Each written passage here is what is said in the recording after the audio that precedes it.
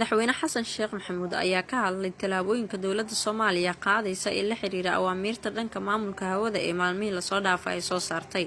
Qoraal uu bartiisa Twitter-ka soo geliyay ayuu ku sheegay in Soomaaliya ay muddo 30 sano ah sugaysay inay gacanta ku dhigto maamulka hawadeeda. Waa xaalad murugo leh in dowladdu u isticmaasho maareynta hawada sidii hub siyaasadeed oo saameyn culus ku yeelan kara xasiloonida siyaasadeed iyo midnimada dalka, ayuu yiri mudane xasan sheekh maxamuud. madaxweyne xasan sheekh ayaa kula taliyay dowladda federaalka inay 2 jeer ka fikirto kana laabato dariiqada hadda wax loo wado. hadalkan oo ka soo baxay xasan sheekh ayaa ku socda awaamirta dhanka duulimaadyada ee ay dowladdu ku soo rogtay diyaaradaha aada Kismaayo, iyadoo maanta la xanibay diyaarad Muqdisho ka qaadi lahayd madaxweynihii hore Sheekh Shariif oo ku jeeday Kismaayo si uu kaga qayb galo caleema saarka madaxweynaha Jubbaland oo lagu wado maalmaha soo socda inuu ka dhaco magaalada Kismaayo. Muna Cismaan Dhoore, telefishinka xisbiga UPD magaalada Muqdisho.